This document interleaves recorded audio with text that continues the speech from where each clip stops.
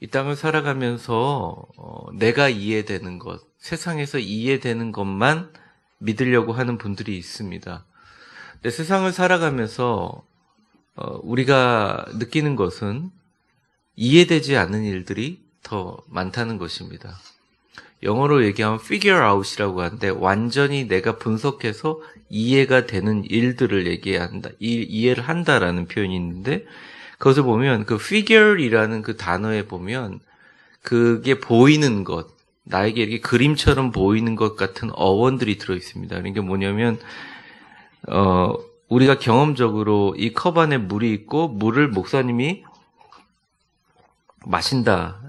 물이라는 것은 내 몸에 이익이 된다. 이런 이해관념을 가지고 그냥 평소에 물을 마셔도 그걸 우리가 이해를 하잖아요. 그래서 많은 사람들 중에 특별히 불신자들, 그리스도인들 가운데서도 세상에 이해되는 것만을 믿으려고 하는 경향이 있고 그렇지 않으면 이해될 때까지 의심을 하는 게 우리의 부분입니다.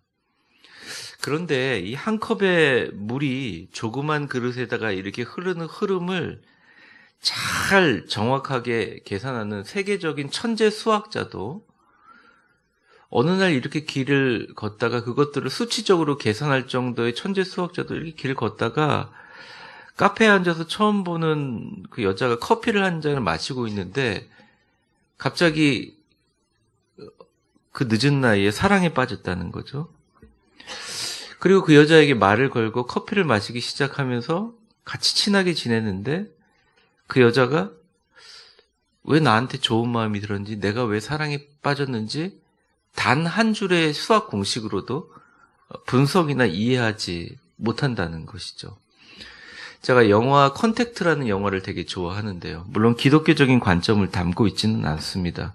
근데 거기서 제가 감명 깊은 게 제가 되게 좋아하는 남자 배우가 성직자로 나오고 또 그 여자 포스터라는 배우가 그 외계 언어를 연구하고 천체 그런 그 안테나를 연구하는 그 여자인데 그 여자가 이 우주상에 있는 모든 것들을 이해하기 위해서 노력한다고 하니까 그 성직자가 딱 한마디를 얘기해요.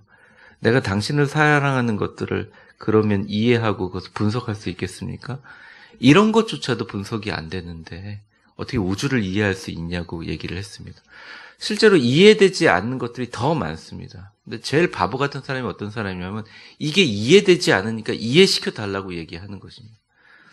하나님이 이 땅에 우리 주 예수 그리스도를 인간의 몸으로 보내셔서 마태, 마가, 누가, 요한이라는 그분의 일대기를 통해서 세상의 모든 일들에 대해서 그래도 어느 정도 설명을 하고 예수님이 사람들과 소통하려고 했지만 사람들이 예수님이 하시는 말씀을 잘 이해하지 못하기 때문에 예수님은 거의 다 비유로 하셨어요. 여러분, 우리가 어떤 식으로 우리 나름대로 분석할 수 있지만 여러분들이 이 자리에 다 앉아있는 것, 또 여러분들이 이 땅에 지금까지 살아오면서 이 자리에 지금 앉아있는 순간이 정말 여러분들 다 이해가 되셔서 오셨습니까? 아니면 이해는 되지 않지만 하나님의 은혜로 오셨습니까?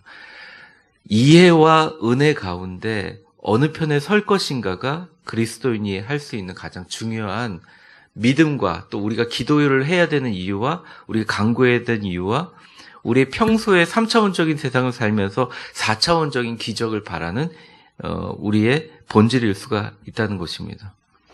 그리스도인들이 하는 가장 흔한 실수 중에 하나는 내가 이해가 되는 방법으로 세상을 볼 뿐만 아니라 거기서 멈추는 게 아니라 그 방법대로 하나님도 바라보는 것이죠.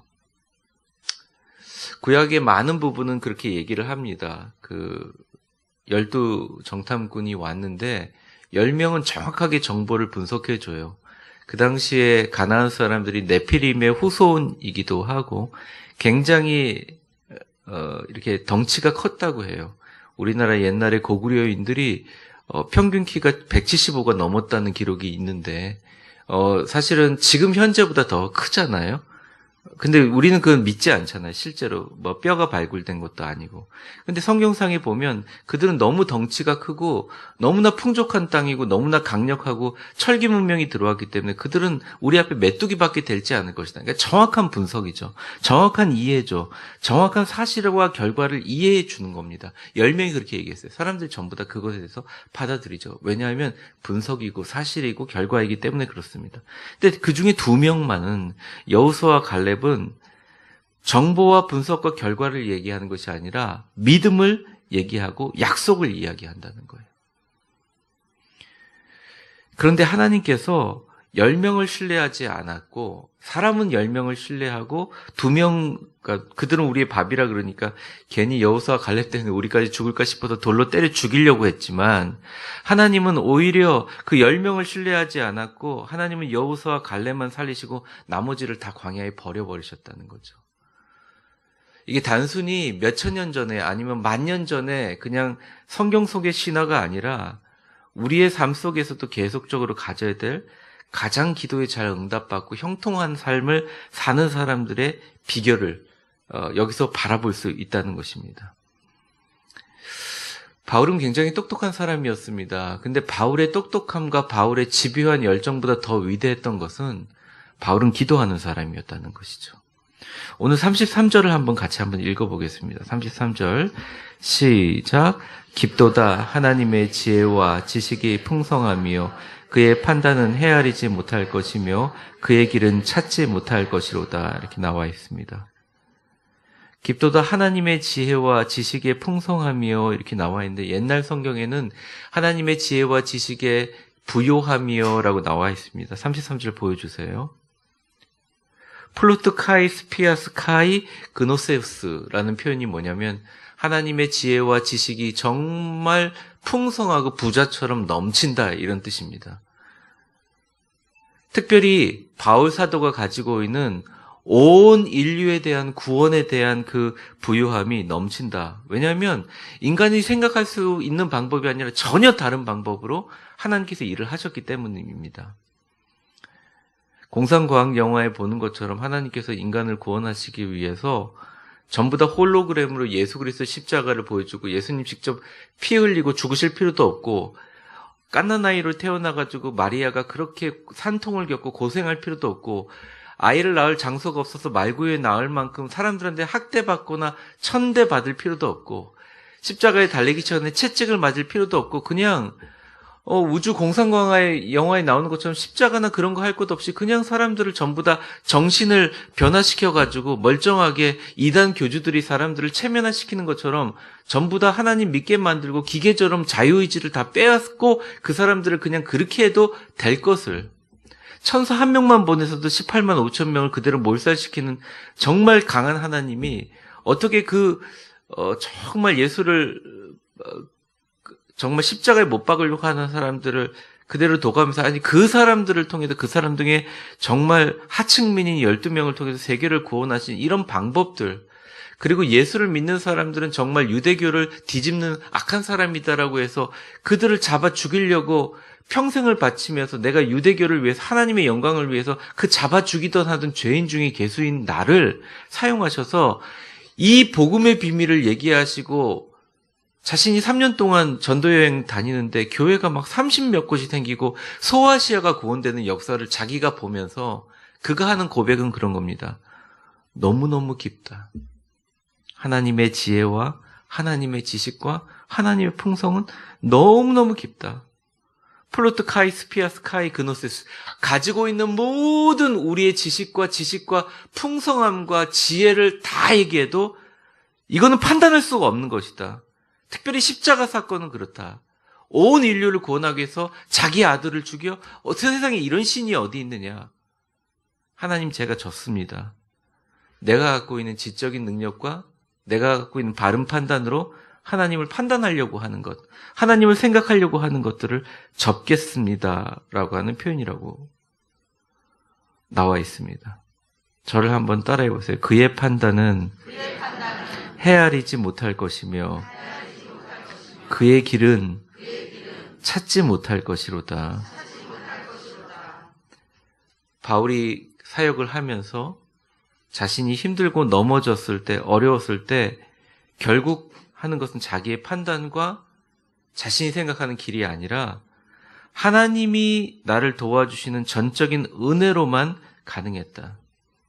이게 평범한 사람이 아니라 신약 성경을 전반으로 해서 예수님 다음으로 위대했던 바울의 실질적인 날 것 같은 고백이라는 것이죠. 어떤 분들이 그럽니다. 저한테 와서 그래요. 목사님, 저는 기도가 잘 응답 안 됩니다. 이렇게 얘기해요. 또 목회자들은, 어떤 목회자들은 얘기하면 계속 부정적인 얘기만 하는 거예요. 목사님, 이제 한국교회는 끝났습니다. 다른 대안을 찾아야 됩니다.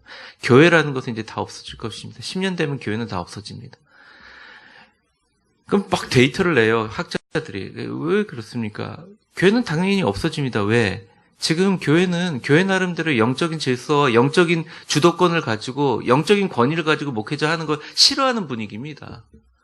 교회에서 그렇게 하는 교회가 없습니다. 그렇게 잘 안 됩니다. 이제 교회는 끝입니다. 교회는 지금 없어져 갑니다. 유럽이 지금 망하는 속도에 50년 전에 유럽이 망하는 속도에 10배로 빠릅니다. 잘 봐서 10년입니다. 한국교회는 10년이 지나면 500명 이하의 교회, 500명 이상의 이하의 교회들은 전부 다 재편돼서 다 합쳐집니다. 그럼 막 그런 얘기들을 해요. 제가 속으로 대놓고 얘기하지 않지만 그런 신학자들한테 당신이 하나님의 지혜와 지식의 풍성함과 깊으심과 계획을 알아? 2000년 전에 하나님이 직접 인간의 모습을 입고 말구유에 태어날 거를 예상했던 선지자들이 있었어? 알았던 사람이 있었어? 하나님은 하나님의 방법대로 하실 거야. 하나님의 위대하신 방법대로 하실 거야. 하나님께 기도하고 하나님이 하실 일을 기다리는 게.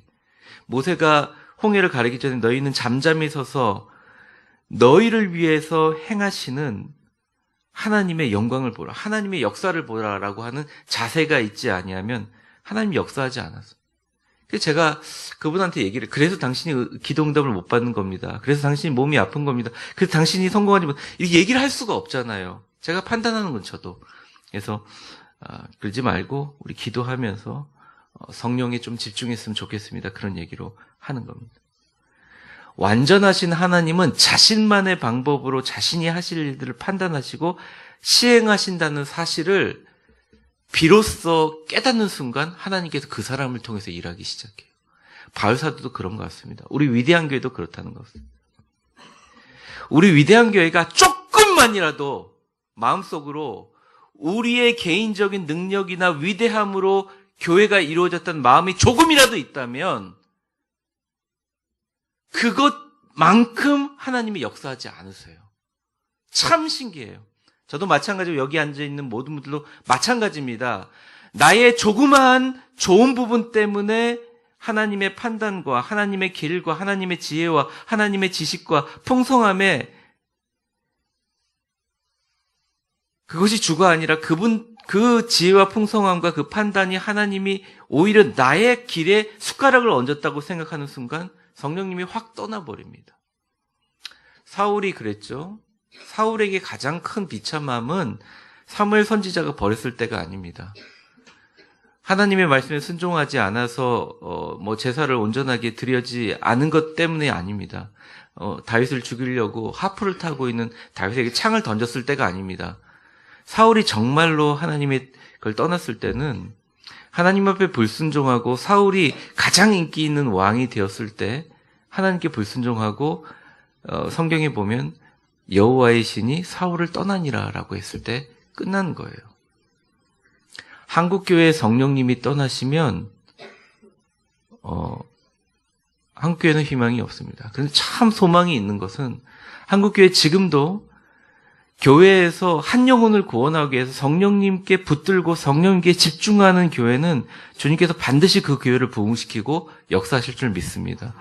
우리 교회는 이름 자체가 그렇기 때문에 어디 빼도 박도 할 수가 없어요. 우리 교회의 이름을 한번 들어보신 분들은 다 기억해요. 왜냐하면 너무 이제 젊은이들 말로는 대바라진 이름이거든요. 지금 사실은 몇 번의 과정을 겪어서 노예에 가입하게 됐는데 노예에서도 계속 얘기하는 게 목사님 좀 겸손한 이름으로 바꾸면 안 됩니까? 노예 석상에서도 제가 설명을 했고 또 노회 임원분들한테 설명했고 노회 시찰에 가서도 제가 설명을 했기 때문에 이제는 다 압니다. 우리도 그런 이름 차용해도 되냐고. 아니 이미 우리 말고도 4개 교회가 다 있습니다. 뭐 남양주에도 있고 여러분들 강남에도 있고 막 교회들이 많아요. 이 위대한이란 이름이 우리가 위대한 게 아니에요. 하나님이 위대하시기 때문입니다. 그래서 우리를 사용하셔도 하나님이 위대하게 시작하신다는 거예요. 34절에 그래서 다윗이 자기가 이 부분에서 깨달은 것을 이렇게 나눕니다. 34절 우리 같이 한번 읽어보겠습니다. 시작. 누가 주의 마음을 알겠느냐? 누가 그의 모사가 되었느냐? 누가 주께 먼저 드려서 갚으심을 받겠느냐? 누가 하나님의 마음과 의도를 알겠느냐? 누가 주님께 모사가 되었느냐? 앞으로 좀 보여주세요. 모사가 뭐냐면 조언자입니다. 조언자. 하나님께 하나님 이렇게 하시면 좋을 것 같습니다. 이렇게 하면 누가 주님께 먼저 드려서 갚으심을 받겠느냐.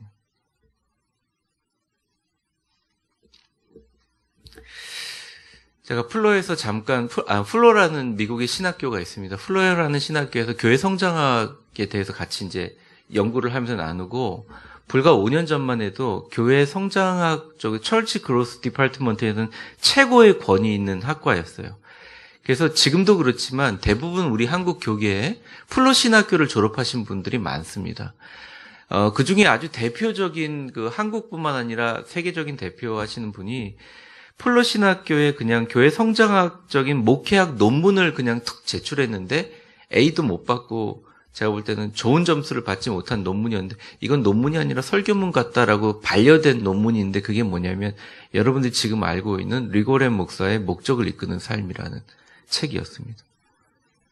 실망하지 않고 리고렌 목사님 아주 활기차거든요. 개인적으로 만나보면. 근데 그걸 책으로 냈는데 성경 다음으로 많이 팔리는 베스트셀러가 됐어요. 근데 거기 내용에 보면 첫 구절이 그겁니다. 당신에 관한 것이 아니다. 이렇게 딱 나옵니다. 그게.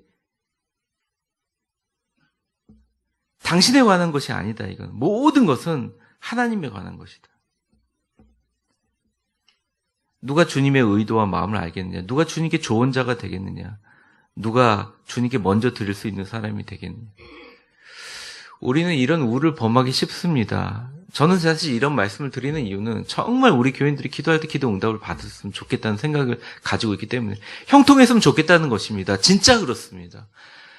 우리 교회 교인들이 뭐 경제적으로 어렵거나 응답을 못 받아서가 아니라 교인들 마음 가운데 어둠이 있어요. 그 어둠이 뭐냐면 얼굴은 되게 밝죠. 웃으세요. 그럼 막 우리 교인들 막 웃습니다. 우리 교인들 잘 웃는 분들이 없어요. 바보 같아서 웃는 게 아니에요. 사실은 우리 교회에서 제가 성령론을 얘기할 때 많은 교수들이 얘기합니다. 목사님 그거 잘라가지고 그냥 우리가 신학교에서 써도 되겠냐고. 굉장히 어려운 얘기를 하는데 우리 교인들은 잘 이해를 해요. 정말로. 그러니까 굉장히 말씀을 듣는 귀가 굉장히 뛰어나요. 근데 말씀을 잘 이해하는데 마음속에 하나의 층이 있어요. 그게 뭐냐면 어차피 안 되는 거. 요것만 넘어가자. 참지 말고 하나님께 뱉어라. 토해놓으라. 그러니까 하나님 부자 되고 싶어요. 왜 그게 잘못된 겁니까? 하나님 제가 정말 잘 취직되고 싶어요. 근데 욱 하고 나오는데 뭐가 탁 막아요. 전에 기도했는데 안 됐지? 그러면서 누구한테 뭘 배웠는지도 모르겠지만 당신이 봉사 안 해서 그래? 당신이 기도 열심히 안 해서 그래? 당신이 잘 충성하지 않아서 그래? 이런 말도 안 되는 엉망진창의 개념들이 머릿속에 들어와가지고 우리를 막고 있어요. 전혀 아니에요. 하나님이 택하시면 바로 다음 날이라도 여러분들의 인생에 꼭 만나야 될 귀인들을 만날 수가 있어요. 다 여러분들 그런 인생을 통해서 있는 거 아니잖아요. 맞잖아요. 60이 넘으신 분은 다 알고 있습니다. 인생의 정답을 알고 있어요. 인생의 정답이 뭔지 아세요? 내가 예상한 대로 전혀 안 된다는 거예요.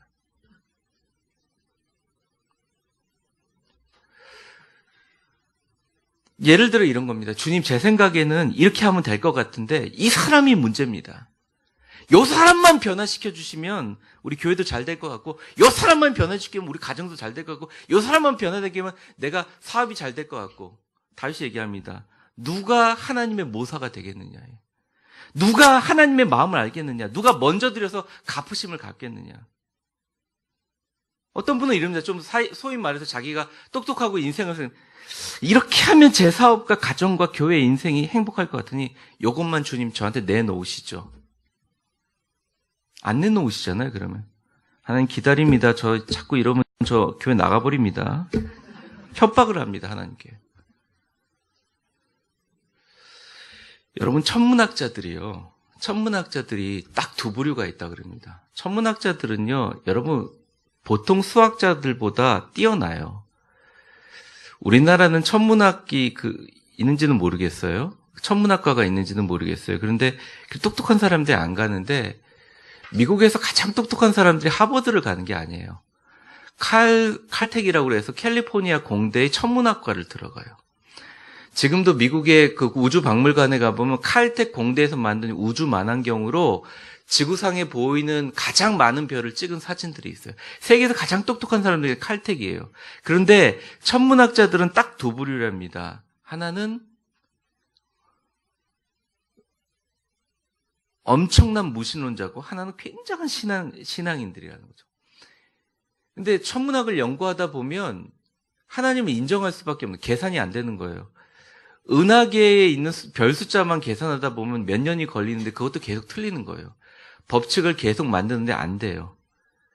아인슈타인의 상대성 이론으로 안 되니까 이제는 양자역학이 나왔다가 양자역학이 안 되니까 이제는 미노스의 이론이 나왔다가 미노스의 이론이 안 되니까 이제 끈 이론으로 설명을 하는데 그 이론의 말은 그거예요.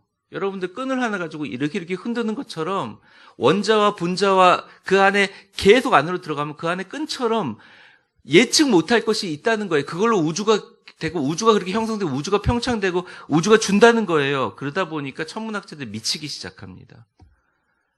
이 공부의 끝은 무엇인가? 그런데 허무해지면서 반은 예수를 믿거나 신에게 귀의하고 반은 자살을 한다 그래요. 천문학자들이 그렇게 많이 자살을 한다 그래요.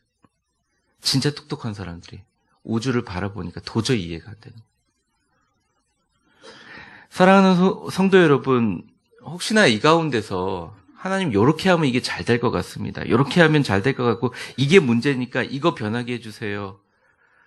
이게 하기 위해서 이렇게 기도하시는 분들 혹시 계십니까? 혹시나 내 사업에 우리 애가 요게 문제인 것 같은데 우리 애가 요것만 바뀌면 행복할 것 같으니까 하나님 요것만 내놓으시죠. 그럼 제가 나머지는 알아서 하겠습니다. 이러신 분들 계세요?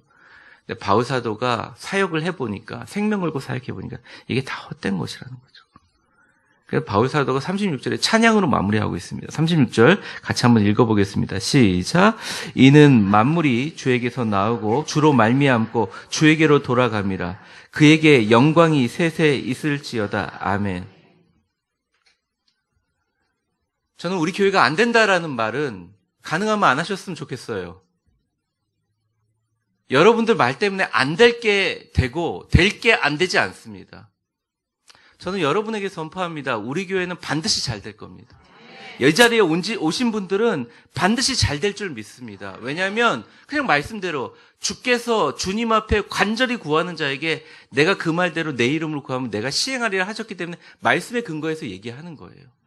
여러분들에게 놀라운 축복이 있을 줄 믿습니다. 우리 교회 다니는 것이 자부심이 있고 우리 교회 나오는 게 기쁨이 있을 것입니다. 세상의 것을 끌어들여서 우리 교회에 와가지고 정치하고 우리 교회에 와서 어떤 다른 일을 하고 우리 교회에 와서 자기의 의의를 내세우고 이런 게 아니라 우리 교회 오신 분들은 직분과 상관없이 모두 다 즐겁고 행복하고 기쁘고 교회에 와서 성령 충만받고 예배 드리는 것이 즐거운 교회가 될 줄 믿습니다. 아니 그렇게 될 줄 압니다. 그렇게 될 겁니다. 그렇게 되기 위해서 제가 최선을 다할 겁니다. 그것은 저는 변하지 않아요. 누구하고도 타협하지 않아요. 우리 교인들이 행복한 것이 우선입니다.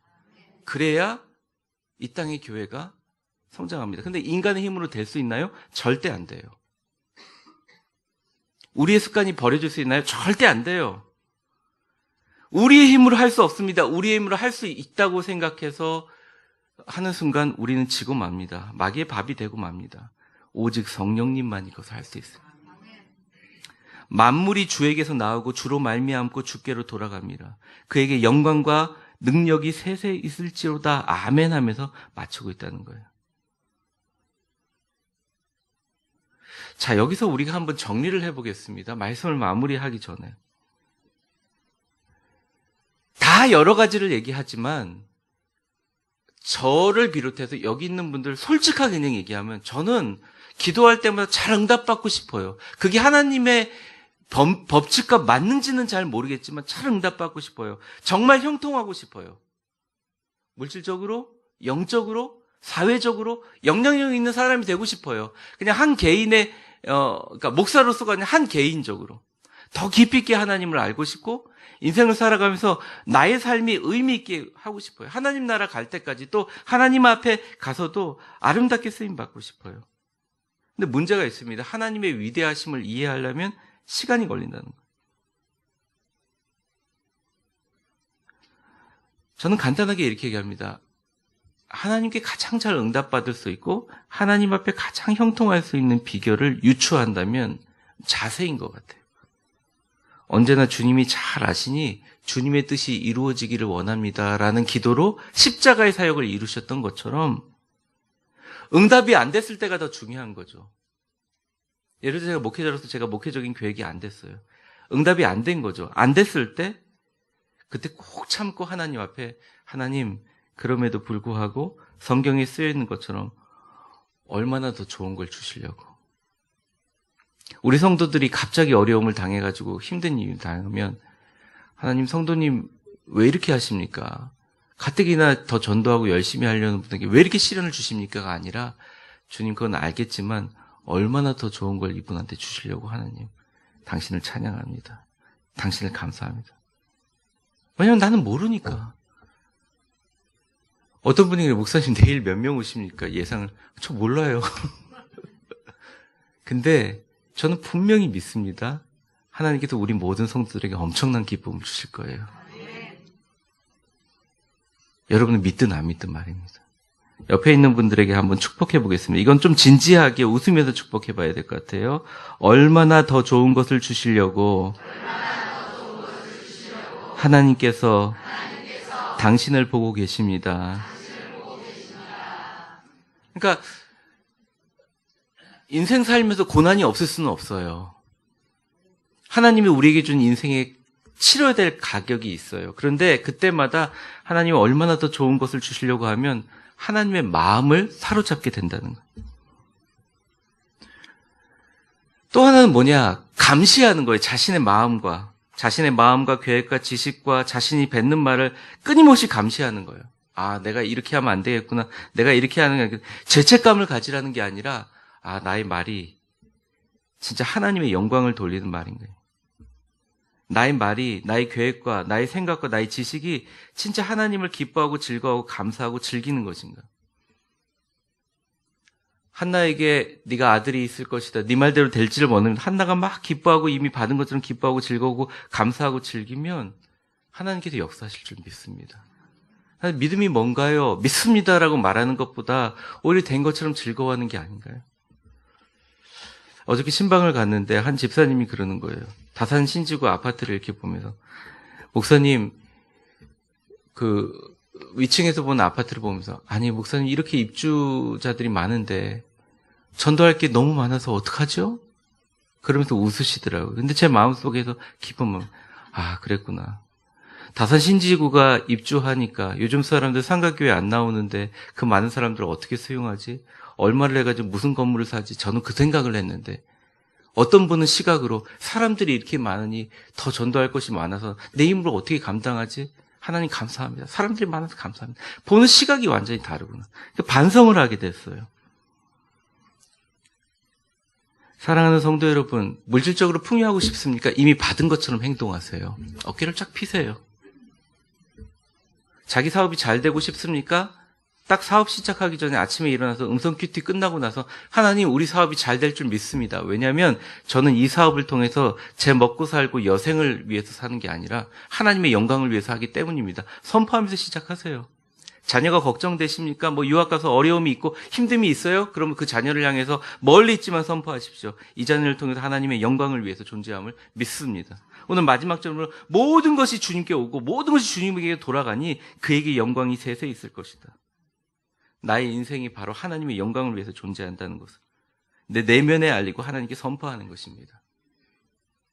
여러분들은 다 믿지 않아도 저는 하나 믿는 게 있습니다. 하나님께서 절대 저의 인생에 하나님만 의지하고 붙들면 하나님께서 한 번도 실패하게 안 해주셨어요. 잠깐 실패하는 것처럼, 잠깐 인간들이 이기는 것처럼, 잠깐 몰리는 것처럼 보여주셨을 뿐이지 하나님이 오히려 봐, 이게 아니지 라고 보여주셨다는 거예요. 여러분들도 다 그렇게 되기를 원합니다.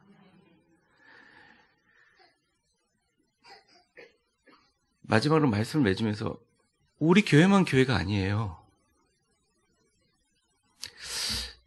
제가 노예 가입하면서 이제 노예 가입 동의서를 받기 위해서 주변에 교회를 했는데 이제 어려운 교회들이 많이 했다 그랬죠. 그래서 이제 제가 전화를 해보니까 전화가 안 되고 그래서 한번 방문을 해보니까 그냥 걸어만 놓고 여러분 이렇게 지나가시면 차 빼시면 다니는 교회가 그냥 걸어만 놓고 주일날 예배도 안 드리시더라고요. 진짜 우리는 깜짝 놀랄 일이죠. 근데 아무도 관심이 없습니다. 아무도 관심이 없습니다. 제가 자치구 제가 동대문구에서 있었는데 동대문 구청장님하고 같이 그 동대문구에 있는 교회 담임 목사를 하다 왔는데 정말 구리시처럼 노인복지에 대해서 예산이 적은 시구는 처음 본 것 같아요. 제가 오히려 남아서 그래서 사실은 제가 우리 교회가 뭐 어른들을 돕자 이렇게 말할 필요도 없이 그냥 우리 교회에서 1년에 몇 번이라도 저는 정말 여력이 되면 매주라도 우리 그냥 오후 예배 없으니까 오후 시간에는 다 우리 교인들이 음식 마련해서 이 자리를 동네 어른들 모여서 주일날마다 식사 대접을 한번 했으면 그런 마음이 생겨요, 사실. 뭐 어떻게 될지는 모르겠지만. 근데 이게요, 교회를 성장시키기 위해서, 교회를 유명하기 위해서 그렇게 한다 그러면 하나님의 위대한 교회에게는 맞지 않습니다. 우리는 위대한 교회입니다. 우리의 모든 계획과 행동이 하나님의 영광을 위해서 존재한다는 거죠. 근본은 뭐냐? 나는 아무것도 모른다는 겸손이라는 거죠. 근본은 뭐냐? 자세라는 거죠. 안 됐을 때 하나님이 얼마나 좋은 것을 주시려고 나한테 이러시냐. 근본은 뭐냐? 내 안에 있는 목적이라는 거죠. 하나님의 영광이다. 하나님의 영광이다. 나를 통해서 하나님의 영광이 드러나는 게 아니라 하나님의 영광을 위해서 내가 쓰임을 받는 것이다. 여기 있는 모든 분들에게 내가 세상에 이해가 되고 분석되는 것만 있는 것이 아니고 오히려 내가 알지 못하는 것이 세상에 있듯이 하나님은 온 인류에 대한 구원의 계획을 여러분 앉아있는 여러분에게 맡기셨은 줄 믿습니다. 여러분들 통해서 놀라운 일을 이룰 줄 믿습니다. 하나님이 여러분을 향한 위대한 계획을 갖고 계십니다. 저를 비롯해서 모두. 그래서 잘하는 것보다 더 중요한 게 여러분들이 위대하게 쓰임 받는 건데 저는 반드시 내일을 계기로 해서 그동안 엄청나게 악한 마귀들의 방해가 많았고 정말 너무나 지치고 힘든 일이 많았지만 내일 하나님이 우리 교회를 통해서 위대한 일을 역사하시고 시작할 줄 믿습니다. 여러분들 마음 가운데 그런 충만한 기쁨과 감사함이 넘치기를 바라요. 우리 세 가지 기도 제목 놓고 우리 같이 기도하는 시간을 갖겠습니다. 먼저